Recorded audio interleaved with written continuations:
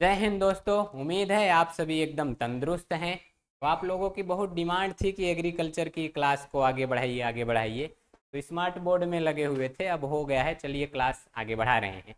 आज का जो चैप्टर है वो क्या है? जंतु जगत का वर्गीकरण। यानी जो जंतु हैं उनको कई भागों में बांट दिया गया है। तो एक एक को पढ़ने में सुविधा होती है, इसीलिए बांट दिया गया। तो आज के टॉपिक में हम पढ़ेंगे क्या? जंतु जगत का वर्गीकरण पढ़ेंगे। और उस वर्गीकरण का क्या महत्व है, द्विनाम पद्धति क्या होती है, पांच जगत पद्धति क्या होती है। तो आज इस वीडियो में हम इसी को कवर करेंगे। तो चलिए स्टार्ट करते हैं। तो इसके पहले आ, ये जो द्विनाम पद्धति है या कह लीजिए जो वर्गीकरण है, इसका महत्व क्या क्या होता है वो हम समझते हैं जरा। तो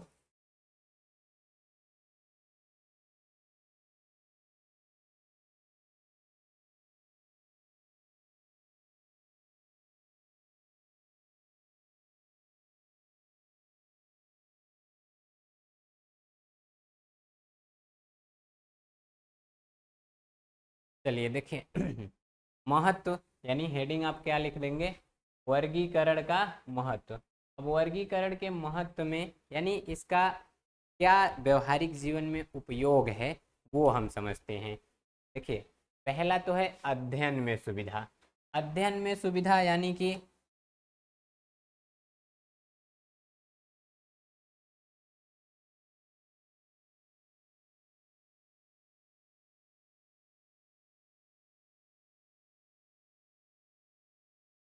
तो देखिए पहला क्या है?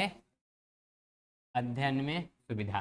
यानी आप जब एक जीव का अध्ययन कर रहे हैं, किसी संघ के बारे में पढ़ लिए तो उसमें जितने उदाहरण हैं उन सब के बारे में पढ़ लिए, इसलिए यहाँ कहा गया है अध्ययन में सुविधा।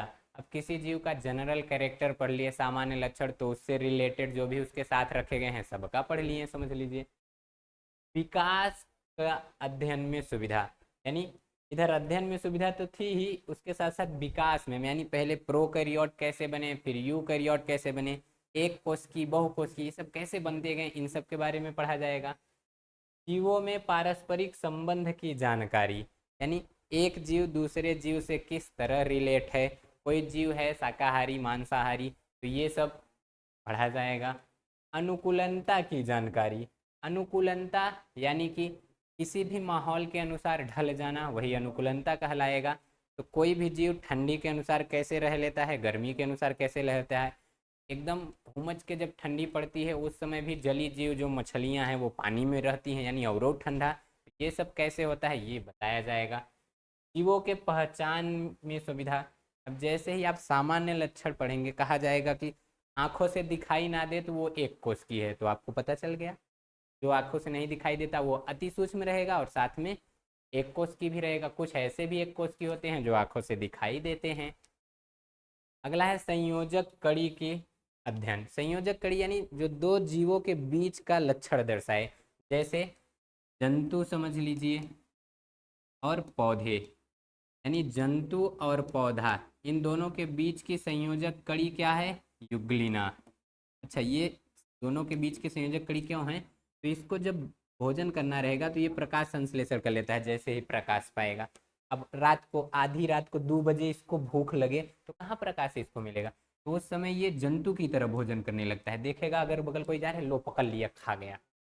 तो ये दोनों का लक्षण दर्शा रहा है। तो जो दो लोगों का लक्षण दर्शाए उसे क्या कहते हैं? दोनों के बीच की संयोजक कड़ी। तो क्या क्या था? अध्ययन में सुविधा, विकास का अध्ययन, जीवों के परस्पर संबंध का अध्ययन, अनुकूलनता का, जीवों की पहचान और संयोजक कड़ियों का अध्ययन। अगला हेडिंग है द्विनाम पद्धति। तो चलिए द्विनाम पद्धति क्या होता है वो हम समझ लेते हैं। क्या हेडिंग है? द्विनाम पद्धति। अंग्रेजी में इसे कहते हैं बाइनोमियल नोमेनक्लेचर।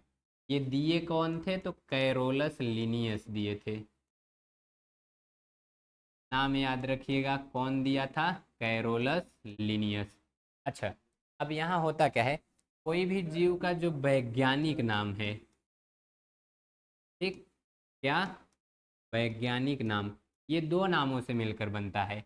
एक होता है वंश नाम, जिसको कहते हैं जीनस अंग्रेजी में, और दूसरा जो है वो है जाति नाम। इसको क्या कहेंगे अंग्रेजी में? स्पीसीज। बायोलॉजी में आप लोग अंग्रेजी भी जानते रहिएगा, क्योंकि इसमें हिंदी से ज़्यादा फेमस अंग्रेजी है। अब देखिए, इसका जो फर्स्ट लेटर है, फर्स्ट लेटर वो रहता है कैपिटल, और इसका पूरा का पूरा लेटर वही क्या रहेगा? स्मॉल। फर्स्ट लेटर ही नहीं, पूरा का पूरा लेटर ही स्मॉल रहेगा। अगर हम लोग मान लो लिख रहे हैं, तो जो लिखेंगे लास्ट में उसको कर देंगे अंडरलाइन, ये नियम है। और अगर कंप्यूटर में लिख रहे हैं तो उसी को कर देते हैं इटैलियन। इटैलियन मतलब जैसे लिखें तिरछा कर दो, उसी को कहते हैं इटैलियन। एग्जाम्पल के तौर पर हम देख लेते हैं, यहाँ शेर, बाघ, ऐसे खतरनाक खतरनाक जीवों के बारे में पढ़ेंगे तो डर गायब हो जाएगा। देखो, शेर का वैज्ञानिक नाम क्या होता है? Panthera leo. और इसका क्या होता है? Panthera Tigris. देखो, इसका दो नाम है, तो पहले वाला जो पहले रहता है वो क्या रहता है? वंश नाम, और जो बाद में रहता है वो जाति नाम। वंश नाम का पहला अक्षर कैपिटल, देखो ये पैंथरा का पहला अक्षर कैपिटल है, और अंडरलाइन कर दिए, लो इन सबको अंडरलाइन कर दिए। तो अब आप लोग जरा कमेंट करके बताइए कि मानव का वैज्ञानिक नाम क्या होता है और मटर का वैज्ञानिक नाम। इन सब का आपको कमेंट में बताना है कि वैज्ञानिक नाम क्या होता है। शेर का बता दिए, पैंथरा लियो। बाघ का बता दिए, पैंथरा टाइग्रिस। देखिए, दोनों का वंश सेम है, पैंथेरा पैंथरा, तो दोनों में संबंध यानी कुछ लक्षण भी तो सेम होंगे। ठीक। अच्छा, आप लोग जानते हैं शेर को जंगल का राजा क्यों कहा जाता है? देखिए, ये जो बाघ है हर मामले में शेर से अच्छा होता है, लेकिन फिर भी शेर को जंगल का राजा इसलिए कहा जाता है, अगर शेर किसी शिकार को दौड़ाए तो ये उसी को खाता है, भले ही दूसरा शिकार उसके नज़दीक आ जाएगा वो नहीं खाएगा। लेकिन अगर बाघ किसी को दौड़ाया है, वो दूर भाग गया, तो जो नज़दीक में मिलेगा उसी को मार कर लेकर खा जाएगा, कहेगा काहे मेहनत करें। और यही बात शेर अपना एटीट्यूड दिखाता है। शेर दौड़ाए हैं तुमको तो खाएंगे भी तुम्ही को, इसीलिए शेर को जंगल का राजा कहा जाता है। जल्दी जल्दी कमेंट में आप ये लोग बताइएगा इसका वैज्ञानिक नाम क्या है। अब इसी के बाद अगला जो है, देखिए इन सब का आपको इसका स्क्रीनशॉट ले लीजिए, लिखा हुआ पीडीएफ मिल जाएगा। तो यहाँ देखिए, सबका ये लिखा हुआ पीडीएफ हाथ से लिखा हुआ आप सबको मिल जाएगा, उसके लिए आप लोग परेशान ना होइएगा। अगला है 5 जगत पद्धति। क्या है? 5 जगत पद्धति, 5 किंगडम क्लासिफिकेशन। ये दिए कौन थे? तो ये आर एच बिटेकर चचा दिए थे। कौन दिया था? R H बिटेकर।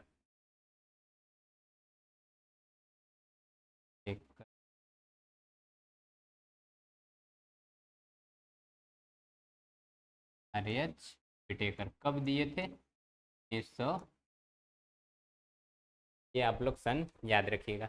ये कि ये क्या, जो जीव हैं इनको बांट दिए 5 जगत में, 1 3 4 और 5। एक जीवों को कितने जगत में बांट दिए? 5। पहला क्या था? मोनेरा। नाम याद रखिए, पहला क्या था? मोनेरा। दूसरा, दूसरे को कहते हैं प्रोटिस्टा। ठीक, मोनेरा प्रोटिस्टा।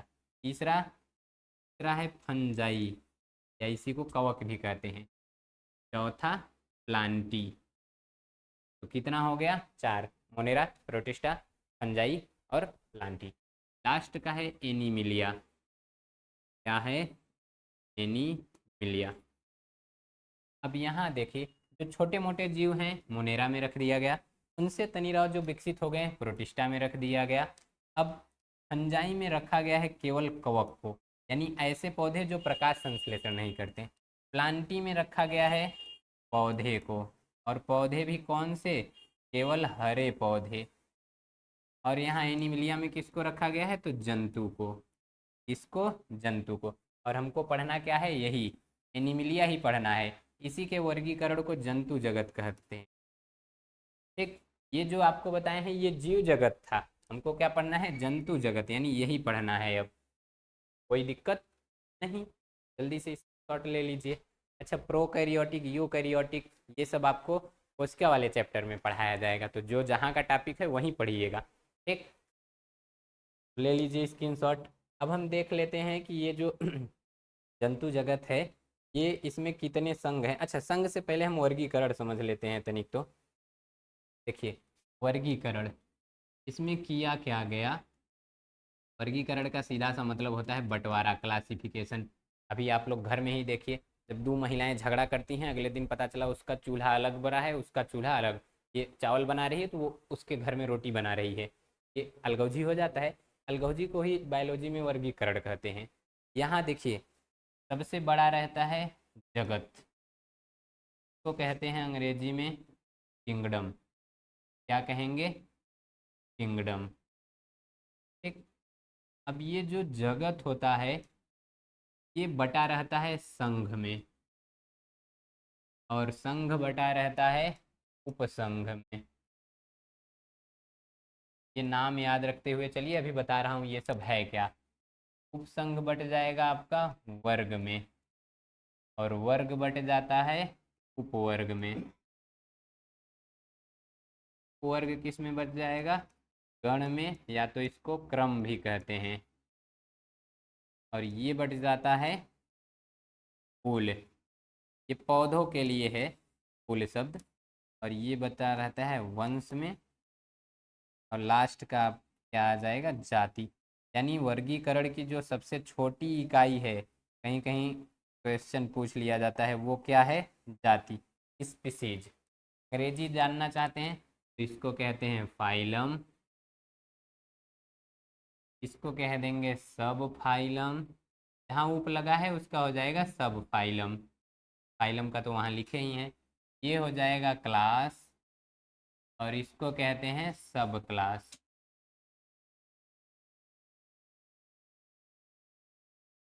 और गण को अंग्रेजी में कहते हैं ऑर्डर। क्या कहेंगे, ऑर्डर। अरे वो कोर्ट वाला जज का ऑर्डर नहीं, ये अंग्रेजी वाला है ऑर्डर। और कुल को कहते हैं फैमिली। और वंश अभी बताया गया आप सभी को, जीनस। और जाति यानी स्पीसीज। देखिए, जैसे आपको अगर कह दिया जाए अपना परिचय दीजिए, तो आप क्या कहेंगे कि मैं एशिया में रहता हूँ। एशिया के बाद आप क्या बताएंगे, देश, मैं भारत में रहता हूँ। भारत के बाद क्या बताएंगे, मैं राज्य यूपी में रहता हूँ। फिर यहाँ अपना जिला बताएंगे, मैं भदोही में रहता हूँ। फिर भदोही में भी अपना ब्लॉक बताएंगे। इस तरह से ब्लॉक के बाद तहसील बताएंगे, तहसील के बाद गांव बताएंगे, गांव के बाद तब अपना घर बताएंगे कि हाँ पोखरा के पीछे मेरा घर है, जो भी पीपर सीपर अगल बगल है ये सब बताएंगे। तो यहाँ जब जीवों का पता पूछा जाए तो ये बताया जाता है कि उसको इस जगत के, इस संघ के, इस वर्ग के, इस गण के, इस जाति के जीव के अंतर्गत रखा गया है। ये क्रम आप लोग याद रखिएगा। सबसे बड़ा क्या होता है वर्गीकरण का इकाई, जगत, और सबसे छोटा क्या होता है, जाति। क्लियर है। तो अब हमको क्या पढ़ना था, जंतु जगत। तो जंतु जगत जो है वो 10 संघ में बटा है। कितने संघ में, 10 संघ में। 10 का नाम याद करवा दे रहे हैं। देखिए, अगर संघ यानी फाइलम की बात की जाए तो कितने, 10। ठीक, 10 फाइलम का नाम ये धड़ाधड़ बोलिएगा आप लोग। पहला प्रोटोजोआ, क्या होता है, प्रोटोजोआ। दूसरा है पोरीफेरा। तीसरा है सिलेंट्रेटा, क्या है, सिलेंट्रेटा। चौथा है एस्कहेलमिनथीज, एस्कहेलमिनथीज, या इसी को नीमेटोडा भी कहते हैं, नीमेटोडा। चलिए 4 ठो नाम पहले आप लोग बताइए। पहला प्रोटोजोआ, दूसरा ओरिफेरा, तीसरा सिलेंट्रेटा, चौथा क्या है एस्केलमिंथिस या निमेटोडा। तो 4 नाम याद हुआ, प्रोटोजोआ, ओरिफेरा, सिलेंट्रेटा, एस्केलमिंथिस या उसी को निमेट हेलमिंथिस। अगला देखिए क्या है, प्लेटी हेलमिंथिस। क्या है, प्लेटी हेलमिंथिस। तो टोटल कितने हो गए, 5। इसी में और अगला है एनीलिडा, यानी केचुआ उचुआ सब इसी में आ जाते हैं। और अगला आर्थ्रोपोडा, जितने कीट पतंगे हैं सब इधर आ जाएंगे। और अगला मोलस्का, जो सुतुही उतुही है, शंख वंख, वो यहाँ आ जाएगा। लास्ट की ओर बढ़ रहे हैं, 9वां है इकाइनोडर्मेटा और 10वां है कार्डेटा। सबसे विकसित क्या है, कार्डेटा। देखिए, पहला प्रोटोजोआ, दूसरा पोरीफेरा, तीसरा सिलेंट्रेटा, चौथा निमेटोडा और पांचवा प्लेटीहेलमिन्थेस, छठवां नीलिडा, सातवां आर्थ्रोपोडा, नौवां आठवां मोलस्का, नौवां इकाइनोडर्मेटा और 10वां कार्डेटा। ये 10 के 10 संघ का नाम याद कर लीजिए। चलिए धड़ाधड़ बोलिए। पहला प्रोटोजोआ, दूसरा पोरीफेरा, तीसरा सिलेंट्रेटा, चौथा निमेटोडा, पांचवां प्लेटीहेलमिन्थेस, छठवां एनीलिडा, सातवां आर्थ्रोपोडा, नौवां मोलस्का, इकाइनोडर्मेटा, कार्डेटा। मेरे साथ तेज तेज चिल्लाते चिल्लाते बोलिए। प्रोटोजोआ, पोरीफेरा, हाँ जल्दी जल्दी बोलिए। Protozoa, porifera, coelenterata, aschelminthes, platyhelminthes, annelida, arthropoda, mollusca, echinodermata, chordata. Very good. 10 का नाम ये क्लियर हो गया। अब इन्हीं सब के बारे में एक एक के बारे में पढ़ा जाएगा। अब उस एक एक के बारे में पढ़ने से पहले हम ये जान लेते हैं कि उन सबको अगर कुछ हेडिंग आ गई, कुछ लक्षण आ गए, वो सब हम जानेंगे कैसे। तो ये 10 के 10 संघ, देखिए जैसे ही इधर से इधर की ओर बढ़ेंगे, समझ लीजिए विकास हो रहा है। क्या हो रहा है, विकास। तो भी बताया गया ना, विकास का पता चलेगा। तो देखिए, एक तरफ से पहले छोटका जीव बना, फिर उसे बड़का, फिर उसे बड़का, इसी तरह बनते बनते लो सबसे बड़का सबसे बुद्धिमान बन गया कार्डेटा। मानव उसी में आया है। तो अगला आगे की ओर बढ़ते हैं। देखिए तो हो गया,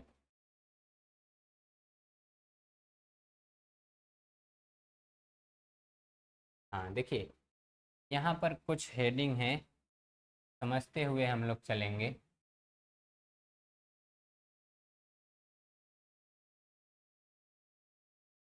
यहाँ पर है क्या, हेडिंग लिख लीजिए, जंतुओं के आकार की संबंधी कुछ लक्षण। ठीक। अब सममिति देखते हैं, यानी शरीर का उनका सिमेट्री कैसा है। तो देखिए, एक तो है जैसे ये कुछ कुछ चीज़ है, इसको हम ऐसे काट दें, चाहे जहाँ से काटें दो बराबर भाग में बट जाए। जब दो बराबर भाग में चाहे जिधर से काटें, एक शरीर का कोई केंद्र मान लें, उसके बाद एक्स एक्सिस से, वाई एक्सिस से, जेड एक्सिस से, चाहे जहाँ से काटे दो बराबर भागों में बढ़ जाए, तो उसको कहते हैं अरिसममिति। अंग्रेजी में इसी को कहते हैं रेडियल सिमेट्री। क्या कहते हैं, रेडियल सिमेट्री, अरिसममिति। एग्जाम्पल देखिए दिया गया है, जेलीफिश, हाइड्रा, ये सब। अगला है द्विपार्श्वी सिमेट्री, सममिति, यानी बाइलेटरल, ठीक, या बाइलेटरली सिमेट्री। तो ये क्या होता है, शरीर को ऐसे एक जगह केंद्र मान ले, तो ऐसे एक जगह से काटे दो बराबर भाग में बटे, उसी को क्या कहते हैं, बाइलेटरल सिमेट्री। ठीक। देखिए का ऐसे जीव जिनके केंद्र को केवल एक ही तरफ से बराबर भागों में बांटा जा सके, उसी को कहते हैं बाइलेटरल सिमेट्री। ठीक। अगला देखिए असममित, यानी एसिमेट्रिक। क्या कहते हैं, एसिमेट्रिक। ये क्या होता है, इसको चाहे जहां से काटिए दो बराबर भागों में बटेगा ही नहीं। जैसे ये देखिए, ये कोई जीव है, अब इसको काटिए, ऐसे काटेंगे नहीं बराबर भाग में बटेगा, ऐसे काटेंगे चाहे जहां से काटिए दो बराबर भाग में नहीं बटेगा। एग्जाम्पल क्या है, अमीबा, साइकान। और इसका एग्जाम्पल क्या था, मनई। इस मनई को एक बराबर भागों से, एक हाथ इधर एक हाथ इधर, एक आंख इधर एक आंख इधर, ठीक, और कुछ भी एक एक इधर इधर हो जाएगा। तो ये था सममिति। अगला हम समझते हैं देह गुहा।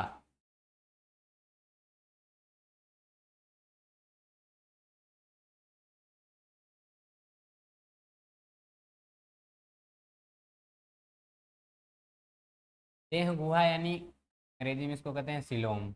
इसके आधार पे देखिए, सममिति के आधार पे तीन प्रकार के, अरी यानी चाहे जहां से काटो बराबर भाग में, द्विपार्श्वी यानी एक जगह से दो बराबर भाग में, असममित यानी कहीं से बराबर नहीं कटेगा।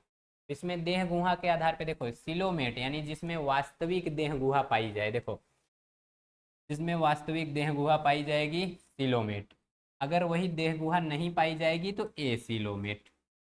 अब एक और है स्यूडोसिलोमेट, यानी इसमें देह गुहा तो पाई जाएगी लेकिन उस पर पेरिटोनियम की परत नहीं पाई जाएगी। ठीक है, जैसे ये शरीर हो गया तो इसमें एक गुहा तो पाई जाएगी, जैसे ये देखो एक गुहा तो पाई गई, लेकिन इस पर पेरिटोनियम की ये जो परत रहती है ये नहीं पाई जाएगी। ठीक, ये समझ लीजिए। अगला, और आगे चलते रहिए तो सीधे धीरे धीरे। अच्छा, एक है द्विकोरकी और त्रिकोरकी, इसको हम जरा समझ लेते हैं। देखो, एक होता है डिप्लोब्लास्टिक और एक होता है ट्रिप्लोब्लास्टिक। ठीक, देखो जब जनन होता है, निषेचन होता है, तो जर्म सेल से अगर दो परत बनी उसको कहते हैं डिप्लोब्लास्टिक। इसमें क्या बनेगा, एक्टोडर्म यानी बाहर की परत, और एक बनेगा इंडोडर्म यानी अंदर की परत। यहाँ ट्रिप्लोब्लास्टिक यानी तीन परत बनेगी, एक तो रहेगी एक्टोडर्म और दूसरी क्या है मीजोडर्म, और तीसरी क्या रहेगी इंडोडर्म। तो डर्म ये कहाँ रहेगी, बाहर की तरफ। ये कहाँ रहेगी, मध्य में। ये कहाँ रहेगी, आंतरिक परत अंदर रहेगी। ठीक, तो डिप्लोब्लास्टिक जिसमें दो परत पाई जाए, ट्रिप्लोब्लास्टिक जिसमें तीन परत पाई जाए, यहाँ पर वही दिया गया है। देखिए यह है ना डिप्लोब्लास्टिक और ट्रिप्लोब्लास्टिक। जल्दी से स्क्रीनशॉट ले लीजिए कि ये सब तो समझ में आ ही गया। अगला क्या देखते हैं, खंडन यानी जिसका शरीर खंडों में बटा रहेगा। जैसे ये देखिए, ये क्या है, ऐसे ये कोई जीव है, इसका शरीर ऐसे ऐसे खंडों में बटा रहे, तो इसी को कहते हैं, कहेंगे कि इसमें खंडन पाया जा रहा है। और अगर शरीर खंडों में ना बटा रहे तो खंडन नहीं, मतलब वो ए सेगमेंटेड है। सेगमेंटेड मतलब खंडों में बटा रहे, ए सेगमेंटेड मतलब खंडों में ना बटा रहे। अब शरीर के कुछ तल होते हैं वो हम समझ लेते हैं जरा। शरीर के तल मतलब देखो, जैसे ये है कोई लड़की, कौन है ये, लड़की है। कैसे पता चला, तो लो भैया का डरावना बाल इसी से पता चल जा रहा है, और झुमका उमका पहनी हुई है, दुतल्ला हार पहनी हुई है, इसी से पता चल जा रहा है कि ये लड़की है। अब अग्रतल यानी शरीर का जो ऊपरी भाग होता है उसे कहते हैं इंटीरियर साइड, अग्रतल। और जो नीचे वाला भाग यानी ये पैर वाला जो भाग है उसको पश्चतल कहेंगे, पोस्टीरियर। ये है इसका इंटीरियर और ये है इसका पोस्टीरियर भाग। ठीक है, एक मिनट, हम क्या करते हैं, बता दिए, मिटा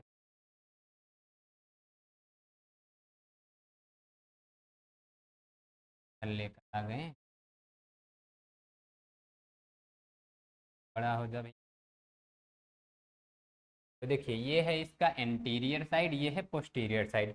अगला इसी में कहा गया है ये अधर तल।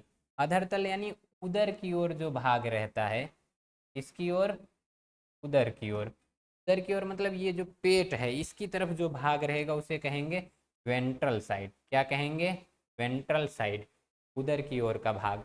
आगे वाला भाग वेंट्रल, पीछे पीठ वाला क्या हो जाएगा, उसको कहते हैं डॉर्सल। यानी इसका ये क्या है, वेंट्रल, ये है आगे वाला, और ये पीछे वाला हो जाएगा डॉर्सल। ठीक, आगे की तरफ एक और है इसका लेटरल, और एक और समझ लीजिए मीडियन। यानी लेटरल मतलब इसका ये जो बगल वाला ये जो भाग है इसका, ये क्या है, लेटरल। ठीक, और इसका बीच का एकदम शरीर का बीचों बीच भाग मीडियन। तो देखिए क्या क्या हम समझे, एक था एंटीरियर, दूसरा पोस्टीरियर और वेंट्रल, और अगला डॉर्सल, और अगला तो लेटरल, और लास्ट का है मीडियन। इसके अलावा भी बहुत होते हैं, लेकिन इतना ही समझना, मुख्य यही है। ये क्या है, ऊपरी भाग, ये क्या है, निचला भाग, ये क्या है, आगे का भाग यानी पेट की तरफ, ये क्या है, पीछे का भाग यानी पीठ की तरफ का। ठीक, ये कहाँ है, पेट की तरफ का, और ये कहाँ है, पीठ की तरफ का, और ये बगल वाला भाग यानी इसी को पार्श्व भाग कहते हैं। ये जो अगले बगले वाला ये है मीडियन यानी बीच का भाग। ठीक है, देने में कोई दिक्कत नहीं। तो यही था आज के वीडियो में। अब इसके बाद आप लोगों का क्या रहेगा, वही कहाँ आ गया, क्लासिफिकेशन। ये तो बता ही दिए कि क्या होता है क्लासिफिकेशन। देखो यहाँ पर है ना, किंगडम, फाइलम, सब फाइलम, क्लास, सब क्लास, ऑर्डर, फैमिली, फिर उसके बाद वही जिनस, स्पीसीज, ये सब रहते हैं। तो देखो इस तरह से, ये देखो इधर सबका पूरा पीडीएफ बना हुआ है, इसके लिए आप लोग तनिको टेंशन मत लीजिएगा। ठीक है, आप लोग बस क्या काम करना है, बढ़िया से आप लोगों को पढ़ाई करते रहना है। तो ये था आपका पहला वीडियो। इस तरह से शुरुआत हो गई है। अब आप लोगों को हर एक चैप्टर इस तरह से बढ़िया तरीके से बताने का प्रयास किया जाएगा। आप लोग भी चैनल के साथ जुड़े रहिए, मन करा करे खाली वाली रहा करिए तो तनिरा वीडियो को शेयर कर दीजिएगा, बाकी तो पढ़ा तो रहे ही हैं। तो आई होप ये सब आपको अच्छे से समझ में आया होगा। मिलते हैं अगले वीडियो में, तब तक के लिए जय हिंद।